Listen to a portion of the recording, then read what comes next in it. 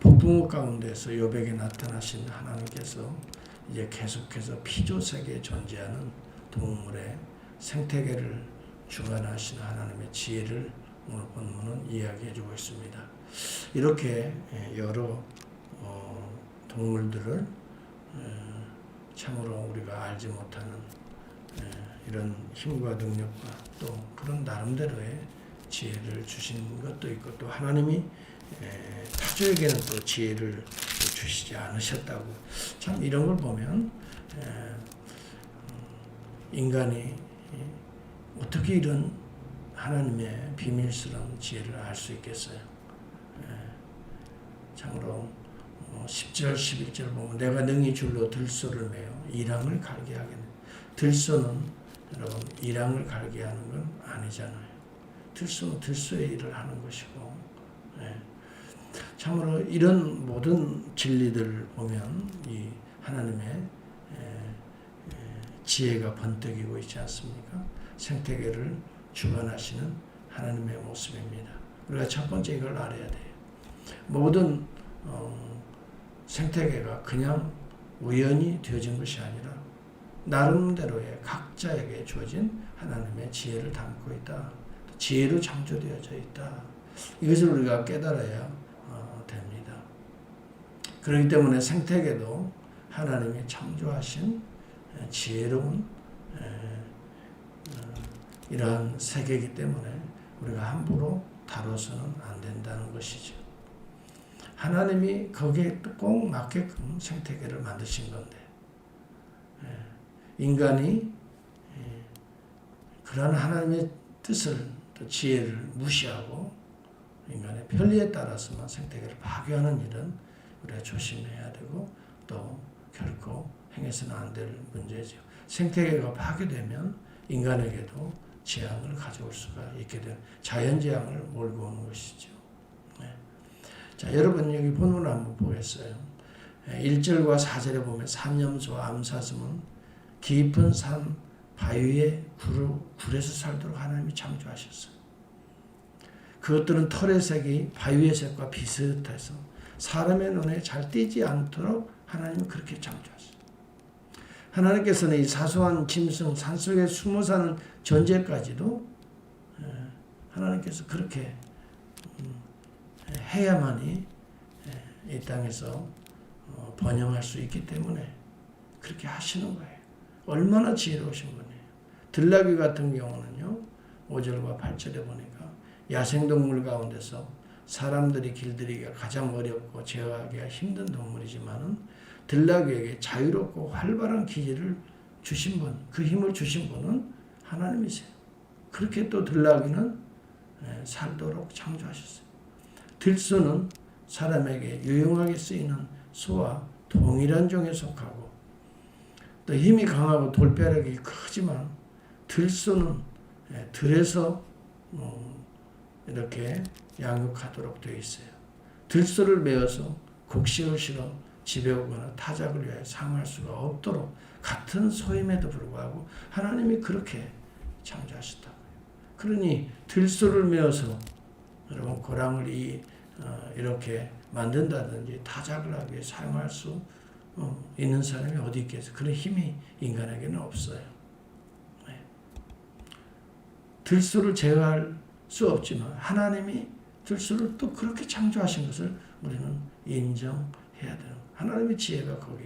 타조는요, 거대한 새이지만 날아갈 수는 없도록 하나님이 창조하신 거예요. 타조는 알을 낳아서 구덩이에 파고 그 안에 묻어 부화를 시키기도 하지만 일부는 사막 위에 그대로 버려두는 타조가 자기 알을 품지 않고 그 새끼에게 무정한 것은 총명이 없기 때문이라. 그렇게 하나님이 타조에게는 총명을 주시지 않았어요. 그러나 여러분, 타조에게는 또 다른 장점을 주었지요. 뛸 때에는 그 날개를 사용하여 아주 그냥 재빨리 뛴다고 여기 18절에 하나님은 타조에게 강하고 긴 다리와 오랫동안 달려도 지치지 않는 이 심폐 기능을 갖추게 한 거죠. 과학자들은 그것을 그렇게 발견을 해요. 타조를 보니까 이래서 잘 뛴다. 그렇지만 왜 이렇게 만들어졌는가는 모르는 거예요. 하나님이 그렇게 만드신 거거든요. 여러분 19절에서 25절에 뭐 말을 우리가 한번 생각해봐요. 사람이 길들여 사용하는 동물 중에 민첩하고 지치지 않는 힘을 가지고 사람에게 정말 많은 유익을 주는 대표적인 동물이 말입니다. 특히 전쟁에서 말의 역할은 엄청났지요. 지금이야 뭐 말을 타고 전쟁하는 시기는 아니고 다 이제는 첨단 무기로 이제 무장하지만, 그러나 말을 이용할 때 그 시기에는 말이 전쟁에서 가장 용맹하지 않습니까? 나팔 소리를 들으면 두려움 없이 화살이 몰려온다 하더라도 그 적군의 칼을 두려워하지 아니하고 달려나가잖아요. 담대하게 물러서지도 않잖아요. 말탄 자의 지도대로 그대로 순종하잖아요. 쓰라면 쓰고 달리라면 달리고. 전쟁의 이 참혹한 현장에서 말의 용맹과 담대함은 전쟁의 성패를 가르게 되는 거죠. 이러한 말에 힘이 있어서 전쟁에 사용한다는 거, 그것은 사람들이 발견할 수가 있어요. 말에 이런 힘이 있다. 어떻게 해서 그 힘이 나온다. 이걸 알 수 있어요. 그러나 그 말에 그렇게 힘이 있도록 창조하신 하나님에 대해서는 무지한 것이죠. 여러분, 과학자들은 신앙이 아니고서는 하나님의 말을 그렇게 창조한 이유를 모르는 거예요. 왜 힘이 있는가는, 원리는 하나님이 창조한 것에 대해서는 조그만 비밀들은 알 수가 있겠지만, 그러나 말을 그렇게 창조하신 하나님의 뜻을 어떻게 헤아릴 수 있겠어요? 매 같은 경우를 보세요. 매가 이렇다라고 분석은 잘 해낼 수 있지만, 그렇게 매를 창조하신 하나님의 뜻을 우리가 어찌 알겠어요? 매가 떠올라서 날개를 펴 남방으로 향하는 것이, 또 이리 움직이는 것이 우리 인간의 지혜로 그렇게 됐나요?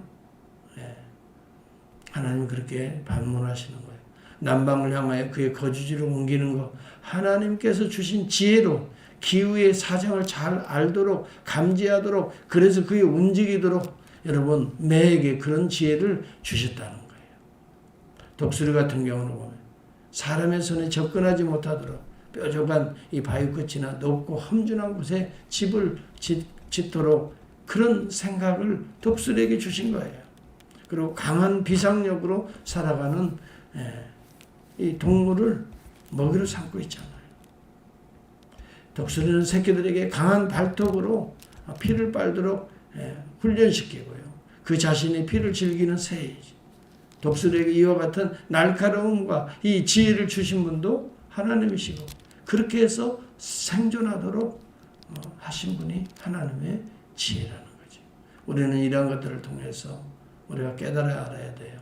생태계의 모든 이 참 번영의 원리는 하나님이 주신, 하나님이 원래 생육하고 번성하라라고 하신 이 원리에 하나님이 맞게끔 모든 생태계가 어떻게 창조되었다는 것이에요.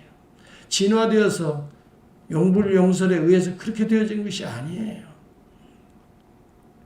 진화론자들은 하나님을 의식하지 않기 때문에 그렇게 상상력을 가지고 추상력을 가지고 진화했을 것이다 라고 추측을 하지만, 원래 새들이 그렇게 창조되어지고 말들이 그렇게 창조되어지고 타조가 그렇게 창조되고 들소와 들나귀가 그렇게 창조되었다는 거예요. 산염소와 암사슴이 그렇게 생태계에서 살아남도록 생존하고 번영하도록 그렇게 창조된 거예요. 그런가 동시에 서로 조화를 이루고 또 협력관계, 공생관계를 이루어서 오늘 생태계가 번영하고 있는데, 우리는 알아야 됩니다.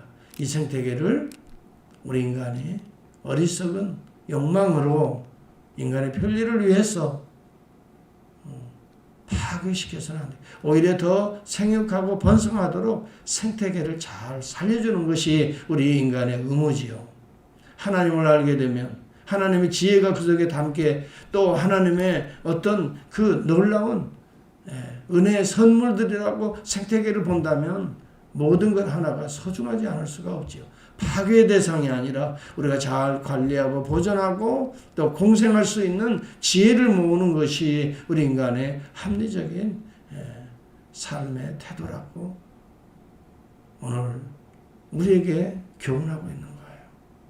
그런가 동시에 인간이 얼마나 무지한가를 깨닫게 하시는 거예요. 이런 놀라운 지혜들을 인간은 다 할 수가 없다는 거죠.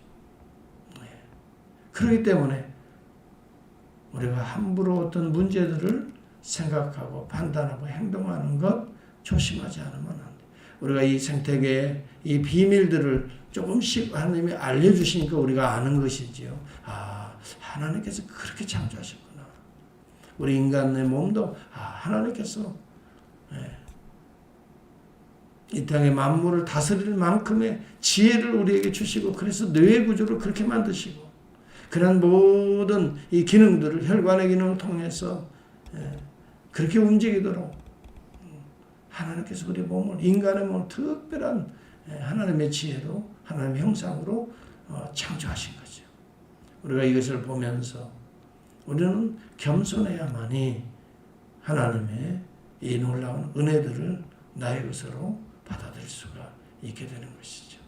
그런과 동시에 우리는 또 하나를 잊어서는 안 됩니다. 하물며 너희일까 보느냐라고 하는 주님의 말씀이에요. 주님께서 이 생태계의 비유를 많이 들었어요. 공중의 새를 보라. 심지도 거두지도 않고 창고에 모아들이지 아니하리. 너희의 천부께서 이렇게 기르신다. 그러면서 말하기를 너희는 이것들보다 귀하지 아니하냐. 들의 백합화가 어떻게 자라는가를 생각하여 보라. 내일 아궁이에 던지올 들풀도 하나님이 이렇게 입히시는 하물며 너희일까 보느냐. 그런가 동시에 너희는 무엇을 먹을까 무엇을 마실까 입을까 염려하거나 걱정하지 말라. 다 이방인들이 하나님을 모르는 자들이 하는 것이다. 이 모든 생태계를 통해서 번영하게 하시고 또 공생하게 하시고 또 서로에게 기쁨과 즐거움을 주도록 창조하신 하나님의 이 비밀을 모르는 자들이나 염려하고 근심하고 걱정하고 살아간다. 그러므로 너희는 먼저 그의 나라와 그의 의를 구하라. 그리하면 이 모든 것을 너희에게 더하시리라. 그러므로 내일 일을 위하여 염려하지 말라. 내일 일은 내일 염려할 것이요 한날 괴로움은 그날에 족하니라.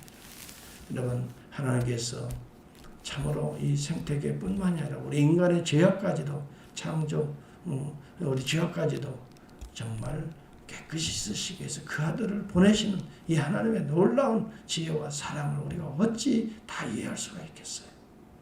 그러므로 우리에게 죄의 결과로서 우리에게 임하는 재앙까지도 두려워하지 말라. 내가 내 아들을 통해서 모든 너의 구체적인 또 앞으로도 있을 영원한 죄악들을 깨끗이 once for all 단번에 영원히 씻게 하셨느니라. 여러분은 그렇기 때문에 생태계에서 무엇을 먹고 입을까 마실까 여러분 여기에 생존에 여러분 두려움을 가질 필요도 없을 뿐만이 아니라 또 하나는 우리의 영혼에 여러분 두려움을 가질 이유도 없습니다. 그리스도 안에 있으면 하나님이 보내신 예수 그리스도의 죄의 문제까지도 깨끗이 씻으시고 우리를 죄로부터 구속하신 그리스도 안에 우리가 거할 때 우리는 생태계뿐만 아니라 우리의 영혼의 자유와 또 기쁨과 또 우리에게 맡겨주신 사명에 대한 참 충성하는 삶의 비밀들이 열리게 된다는 것이죠. 우리는 염려와 두려움보다는 하나님이 먹이시고 입히시고 또 하나님께서 예비하신 모든 것들을 우리는 오히려 누리면서 즐거워하면서 또 이 하나님의 놀라운 세계들을 이 그리스도를 통해서 오늘 우리에게 주시는 놀라운 구속의 은혜들을 나누고 기뻐하며 또 증거하며 살아가는 우리의 삶이 되어야 될 것입니다. 우주 만물을 이렇게 보존하시고 상생하시고 하게 하시고 또 열매 맺게 하시는 이 계절의 절기들을 우리가 또 보면서 우리의 삶에도 언젠가 열매가 반드시 아름다운 모습으로 맺어질 것입니다. 우리에게 중요한 것은 우리의 믿음이 흐트러지지 말아야 되는 것입니다. 오직 표대를 향하여 오늘도 달려가야 된다고 하는 것입니다. 좌로나 우로나 치우치지 말고 배후의 모든 만물 안에 이렇게 구체적인 지혜를 가지고 공생하게 하시고 조화롭게 하시고 또 그 신성의 능력으로 보존시켜 나가시는 하나님을 믿으면서 오늘 우리의 삶도 지키시고 보호하시는 이 성령님의 인도하심을 믿으면서 또 예수 그리스도의 그 능력을 죄사함의 은혜들을 누리면서 감사하면서 우리가 살아갈 때에 우리는 오늘 한날의 삶이 또 다른 행복의 복된 날이 될 줄을 믿습니다.